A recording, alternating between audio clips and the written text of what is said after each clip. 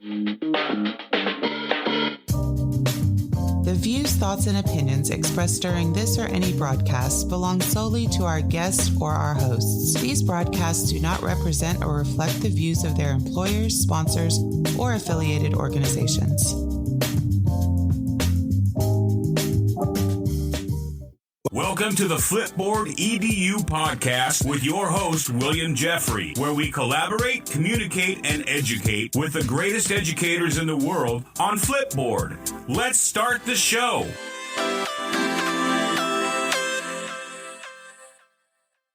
Welcome back, Flipboard fam. It's your favorite Coach Jeffrey, and I have another amazing guest here tonight. I have my homeboy, Ivra Warren. Welcome to the show. Appreciate it. Glad to be here. Hey, man, tell our listening audience a little bit about yourself. How far back when we go? Story. From Florence, Alabama. That's where I started. I was born and raised. Then I journeyed on to Tennessee State, became a teacher. Then I went to Atlanta for a little bit and ended up in the great state of Texas, in Houston, Texas. And then when you got to Houston, Texas, what happened? Ooh, I seen how horrible a teacher I was. I left Nashville thinking I was the man because I had 99% test score, all that stuff. But then I got to the Fifth Ward and I started out at Cashmere High School. There was a whole reinvention. So a lot of our listeners don't know where Cashmere High School is or the demographics that's associated with that school. So that was your first school that you worked at when you got to Houston, correct? Gotcha. And so the demographics is Title I high school in a high poverty neighborhood. It is unfortunately traditionally known to not have students being successful in standardized exams. And there was a big push in that community to actually try to close that high school down. Were you there at that time? I think I got there right after the push, right at the end of the push, because I'm an alumni coming up. And it was a storied high school, very vital in the Black community in Houston because it had a Grammy Award-winning band that produced like several hits in the 1970s. Jamie Foxx made a movie about that band director who worked at that high school. And so it used to be a very thriving community. And because of poverty and different things, then that school, like many other schools who face high poverty issues, it changed. So you walk into that situation, you're a brand new teacher. How long have you been teaching before you got hired at an HISD? Probably like maybe 2 years, 3 years before I got hired into HISD. Because I went home for a bit to help mom out. Dad was sick, and I had lost my job in 2008 due to the recession. So that field time right there, I was teaching biology for free, coaching track at Florence High School, and I finally got a job in Houston. I was traveling back and forth to Houston like 2 or 3 times a week, going to interviews and all kind of stuff. Gotcha. So you get hired at Cashmere, and then you said you realized you was a horrible teacher. So what made you decide that you were a horrible teacher at that time? None of the techniques worked out of Nashville. Because I always taught in at-risk Title I, low economical status type schools, but you always find that thing that works for each school. And I thought it was a cookie cutter thing, and it wasn't. This was a different type of behavior that I encountered in the Cashmere High School than what I was used to dealing with in Nashville, Tennessee, at some of the schools I worked at. Nothing worked. I had to throw the whole game plan out. It was nothing. So then you learned how to teach. So that's the good thing. You went to Cashmere and they showed you how to teach. So how did we meet each other? How did we get to become friends? So let me jump back because if Mr. Frazier see this video and I don't give him his props, we're going to have a problem. Give him his props. So Mr. Frazier was a teacher. Like my first boss was Dr. Sam over at Marshall High School now. And I didn't want to lose. Even though I was trying to get better in the teaching realm, I didn't want to lose, so I was doing lesson plans all day Saturday. One that in particular that I remember was I was doing this lesson plan, and I don't know, I guess she had time that day. So I would send it to her, and then she would mark it all over red and send it back, do it over. And then I sent it back to her. I was in the coffee shop for 9 hours, like trying to get this right. I'm like, man, at that time, but she was trying to make me better. And so then fast forward, got that under control, lesson plan, learning how to do all of that stuff. And Mr. Frazier was assigned to my room, and he was like, man, you can't even sit down in here. He's like, I could teach you the way. He was like, almost like some Star Wars stuff. I could teach you the way, but are you going to listen? Yeah. So I got my pen and paper out. And I was like, man, show me. And we started step by step. Management, introduction to information, how to break content down. Like we went the whole gamut. So he gave me my surface level information and then my creativity. And here we go. And so now we get to Mr. Jeffries, which I met in Lamar Consolidated. I got hired, right? I got hired, and he was giving a presentation. And by that time, once I get to do something, I move fast, right? I had high level success. I'd been teaching the young stuff. And I'm like, man, I'm starting to plateau. But you start talking about research. That's what it was. You kid, low reading level, 2 to 3 years with these specialized techniques. And so that immediately pinged me because I'm like, man, I know this can happen, but how? And so from there, I was like, almost like a leech, but not like in a bad way. I was like, every time you moved, I was like, hey, how you do this? How you do that? And do we talk about the angels or not? We leave the angels alone. Hey, man, listen, I think we learned a lot from each other during that particular time. You turned me on to Dr. Miles Monroe, somebody who I didn't know anything about up until I met you. So I definitely appreciate that. And a lot of times, let's just talk about position. And at the time, you were a science teacher and I was a science coordinator. Right. I don't think position got in the way of us learning to being mentored by each other. Correct? Am I wrong about that? No, it was I've always respected position, but what comes with, like I said, we're not going to listen to everybody. You came out the gate. You didn't have to tell me what position. I just knew you was on another level. And I knew I was not. And I knew that I had to get what you had in your brain. So I needed to be quiet.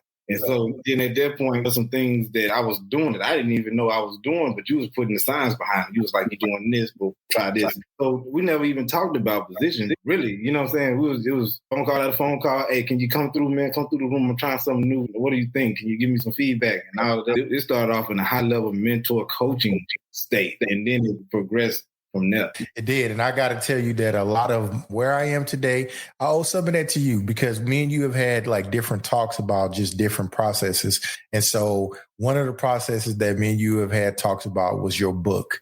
And I remember when we were talking early in the morning, I was driving and so I used to drive an hour back and forth to work. And then I hit you and you said, hey, man, I think I'm getting ready to publish a micro book. And that may not even been what you called it, but you was like, I'm going to write this book and write a series of books and I'm going to focus on classroom management. And I was like, oh, that's a great idea because I saw your classroom management. And I have not seen a teacher have classroom management like you have. Students were excited to come to your class. Students would break their neck coming to your class. I saw the videos when you first got hired of how you were running your classroom. Then I came in and saw your classroom, which I thought was even better than what was on the video. So let's talk about space. You wrote a book about classroom management, right? So Space was a book about classroom management, but it also was a book of taking Hattie research, and also the business world and how they market and form environment within their companies. Oh, go ahead, I'm sorry. So within the book, Space, specialized plans to accelerate classroom effectiveness. It was a conglomeration of things that I know worked in the classroom that have been highly science-based. And a lot of teachers kept asking me, how do I do this? How do I do that? How do you get this kid to work and this kid won't work in my class and all this stuff? So I said, let me put it all in a place where I can share with other teachers and make sure, that I'm giving them all of me and giving them speed in the process by just doing the techniques in the workbook. One of the things I hear people love to say, man, you don't really know classroom management because they're going to listen to you because you're a big black man anyway. Has anybody ever said that to you? I get that all the time because my co-teacher, Coach Alex, he's another big black man. But that's not going to be further from the truth if you've been in real at-risk or Title I teaching. You don't have nothing to do with. You can't control people. You can control environments, though. So I create and control an environment to control kids. And so when the environment of kids wanting to be a part of something good instead of something bad, then that pretty much controls how their kids' actions is, how they act. Because when you go to the mall, you act a certain way. When you go to church, you act another way. When you go to a party, you act a way. So why not in the class? How do you create these thriving environments inside the classroom? And then you get to your systems and do all of that stuff. But that environment is the biggest piece. Let's talk about that because you just hit me in the head right there. You said you can't control people, you control environments. And I think that is one of the major keys that successful classroom management puts into play first. Those teachers who are successful at classroom management, it is the environment. So what does a thriving environment look like? So the easiest thing that I start with, I'm going to go backwards to front. We talking environment right now. We don't praise bad behavior. That's the first thing. Like bad behavior, you get the brunt of everything inside the classroom. Because in our culture, we used to praising send-off parties for people who actually committed crimes and all of that stuff. And we have T-shirts made. We have all that stuff made. The good kids always get the tail end of the workload of a teacher because they're good kids. And that model has to flip. So we always trying to focus on how do we get these kids unmotivated? How do we get them to work? We losing on the back end because our good kids need to go higher, or the kids they're supposed to be, and we lose it. So in the classroom, it's like when you join a gang. They don't want to join the gang because things look cool and they got these certain colors and all of that good stuff. They want to join the gang for camaraderie. The environment of the gang is something they appeal to. That's why kids jump to these negative groups. So inside the environment, when you got 98% of kids having fun and learning and thriving inside the classroom, and then you got 2 that's not, I don't even have to say nothing to the 2 because they're going to feel out of place. If it's 98 and your homeboys and your homies are working and getting the job done and just high five and they run around the classroom doing what they got to do, and you're going to want to be part of that instead of the other way around. Hey, man, so we never talked about what you teach. I said you was a science teacher. What do you teach? I teach biology. This year I got introduced to environmental science, AP, and then also AP biology. Okay, so you work at a Title I high school still? I'm in Marshall High School, Fort Bend.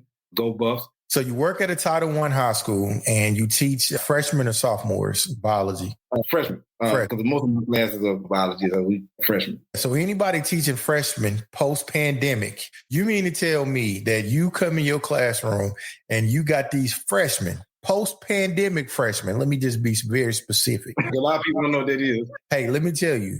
If you ever was a freshman, these freshmen are a new breed, okay? These post-pandemic freshmen, those are special.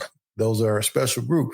So you get those kids to learn biology, and give me one strategy that you employ first off, like just concrete. I come in, I see it right off when I step in your classroom. Simplicity. Especially when you walk in and introduce new subject content, a new unit or anything like that. The simplicity is ultimate sophistication. That could come from Steve Jobs and how he created Apple and all this stuff. Less is more. So I'm starting off with big words. Just an example, I don't start off DNA with editing and all that stuff. And all these big words is going to run the kid out. They reading level already on the 3rd, 4th grade as we speaking. So now here I come with these words they never heard before, and it scares the kid out. So what I got to do is be within the content. I would respectfully disrespect their intelligence. And let me tell you why. I would say, hey, do everybody in here know their ABCs, right? And they look, you see the kids, they looking around. Everybody know their ABCs. Everybody. I don't care what your level is or nothing. Everybody knows ABC. And so I say, I don't believe you. And then they start saying, you got a whole class saying ABC. They going A through Z all the way through, and they saying it with confidence. I said, now, man, like if y'all know this, all y'all got to do for this section is learn about 5 letters from the alphabet. So what I've done right there is I've taken the fear of learning away just like that. I'm starting to take away the trauma of learning at the same time. So now that's happened. Okay, now this A go with the T, and then this C go with the G. I'm still not using big words. I'm still on I built confidence, so they ready to learn the next level, which the next level was A, T, C, G, DNA. Boom. Then I say, let me write 4 of them up here. Now y'all run through it. I don't say nitrogenous bases. I say, let me write 4 letters up here. Y'all got to draw a line between them and then match the other letter to go with what I just told you. And y'all doing all the writing with me because I do something called a direct teach, all inclusion direct teach. So you don't just listen to me talk, you writing while I'm talking, drawing what I'm drawing, so I can keep that focus all the way through the 7 minutes. A lot of teachers lose that way. Bro, now you said 7 minutes. 7 minutes of what? 7 minutes of direct teach. So I'm not teaching no more than 7 minutes. Sometimes I done cut it down now to 4. Wow. So you mean to tell me when you walk in your classroom and you got 5, how many periods you teach a class? 7, 6. So you teach 7 classes and you only teaching 7 minutes in your class. And kids, I'm only teaching 7 minutes. And then it's at the point now where I don't teach at all. I let virtual me teach. You just blew some people's brains right there. So we'll get into the virtual me. So what happens then? Now I built this confidence, right? They got it like ATCG, and I do it, and then I let them run with it for a little bit. I said, y'all make your own line. Now and then somebody else make the line for another person, and y'all but the confidence just going. Then fast forward, now I'm like, okay, the A stands for adenine, right? The G stands for guanine, but they have the base level information they need to know what matches what. I say, just take I write the whole word on the board, take the first letter of each word. And I tell them scientists are lazy. They got an acronym for everything. So take the first letter and I will box it, they'll box it and do all the stuff. And then we are running, we are doing DNA, nucleotides and all kinds of stuff. But that's how I build out each lesson. I build out each lesson as if I was talking to my 5-year-old daughter, trying to get her to learn the concept from this level all the way up to high school. So that's how I roll with it. I go elementary all the way back to college. Yes. Now you said virtual you. Now you trying to tell me you have a virtual yourself in your classroom? How do you doing that? Basically, I took the science from TikTok and TikTok. Kids ain't really on Facebook, but TikTok and Instagram, Twitter, and the science that they have on how to engage a human being is where I took the length of the videos, right? So I built what they call a learning management system for every teach that I teach. Because a lot of people want problems to stop. I tell the people, don't worry about the problem, just build your skills to solve the problems that come. So in Title I schools, right? In Title I schools, you have high transit kids. They get kicked out of this school, and then now they coming over here to this school, and then they might get kicked out of this school or get whatever the case may be. They might miss a lot of days because they have to work, whatever the case, right? Mm-hmm. So I say, how do I solve this problem of a high transit student? One, I got to teach them biology whenever they come in to pass their test. 2, I got this kid that cannot stay out of trouble. 3, I got this kid that has family issues and they just cannot be here. So I said, let me shoot micro video, 1 to 2 minutes each video, and there's a compound effect. So DNA might take 7 videos to teach on the surface level all the way through, right? And I teach those micro videos, put them in what they call a set, and the kid got to transition from 1 to 2 to 3 to 4 to 5 on their own, which is self-paced learning, which is what a lot of education is going to at that point as well. And it's a one-on-one situation with the kid. And they have headphones on, so they got to listen first, write everything I write second, and then lead the main ideal up under the video third. So now they get all forms of learning. And now the learning is not on me, the learning is on them, but they have a one-on-one situation with me. That's why I like to call it private school, because I get private school numbers, actually better than private school numbers. We're building this LMS system out for every TEAC, every unit, everything for the whole duration of the year.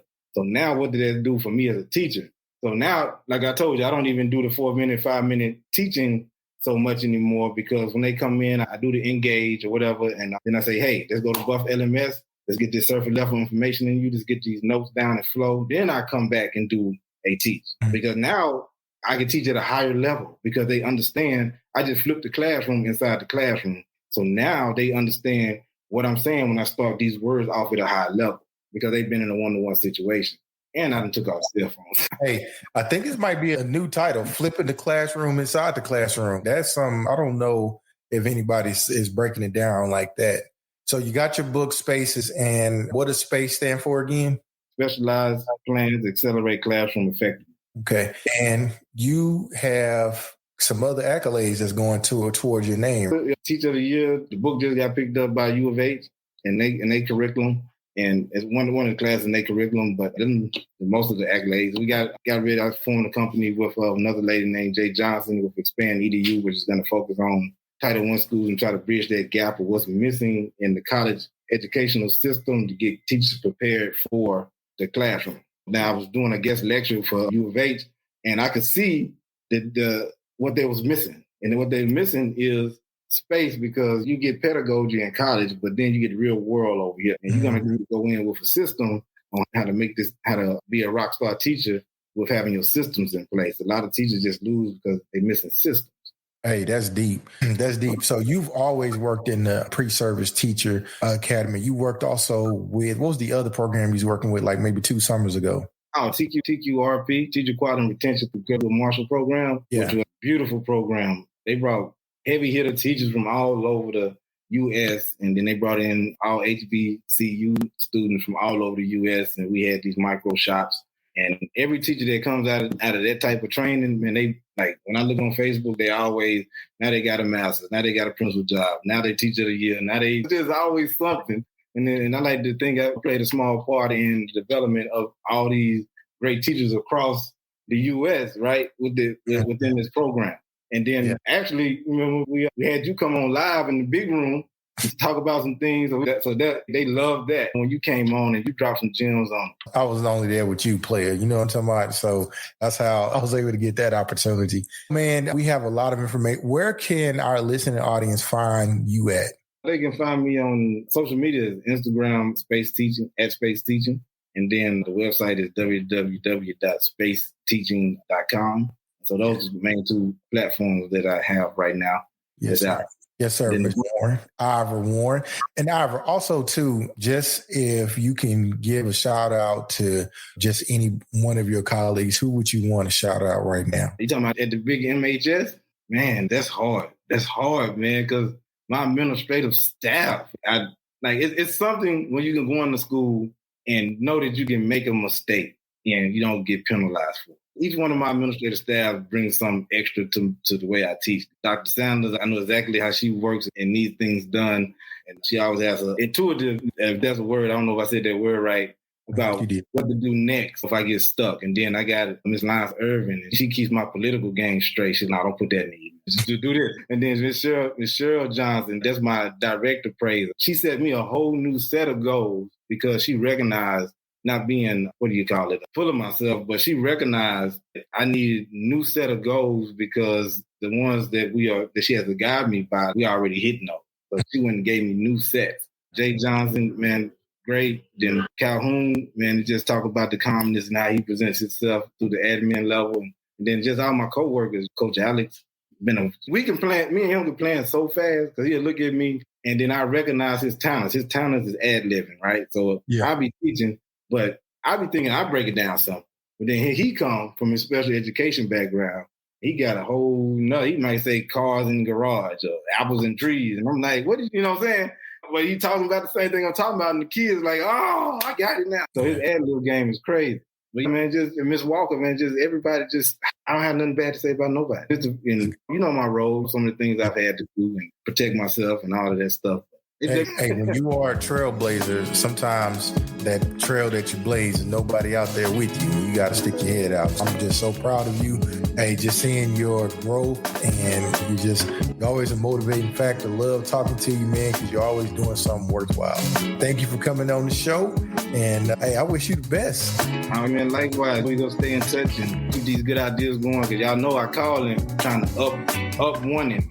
And every time I think I got him, he like, oh, but you think about this? I'm like, I'm never gonna beat him. Nah, that's not true. You already beat me. Hey, and then also too, we said we was gonna, before I let you go, we had said that we were going to do a podcast, and it just came to my brain.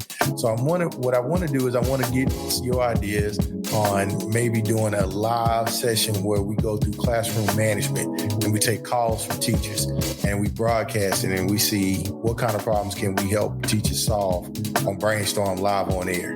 I am totally game. You ain't even got to ask me. They just tell me where I need to be. Yeah, I think we need to go ahead and probably shoot that up for this little Christmas break we got coming up. We definitely could do that because that allows them to get some new ideas on where they may have went wrong in classroom management to where they can have a successful spring semester. Because what I would like to talk to them about is the onboarding process. Like a lot of teachers don't even have an onboarding process, and that's found in space. And that comes from, again, Apple. Hey man, we got it. We'll get together. All right. Hey, thanks for having you. Thanks for coming on my show, man. Oh man, I appreciate it. Definitely.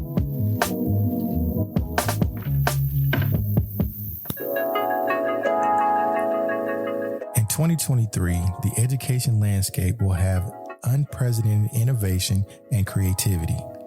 With original ideas flourishing everywhere, educators can look forward to being engaged in more meaningful ways than ever before.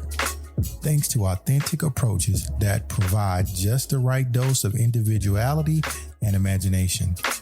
At the same time, ethical considerations will become increasingly more important. So you have my word that I will stay fresh, original, and authentic. So like we always do about this time, let's collaborate, communicate, and educate with the best educators in the world right here on Flipboard EDU Podcast.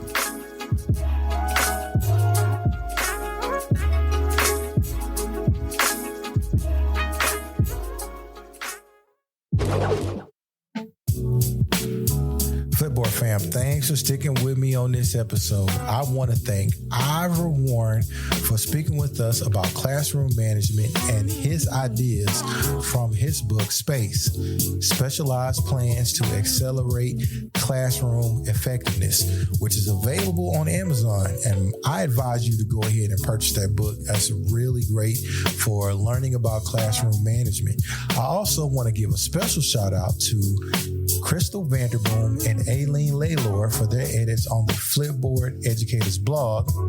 And speaking of shout outs, I got a shout out to all the teachers, principals, and office staff who are rejuvenating their spirits for the upcoming school year. Don't forget to subscribe to our Flipboard EDU podcast magazine on Flipboard and the Flipboard podcast, The Art of Curation by Mia Cradullo. Our podcast is available globally and everywhere you listen to podcasts. So please share our podcast with an educator or colleague. So until next time, family, every story has a plus.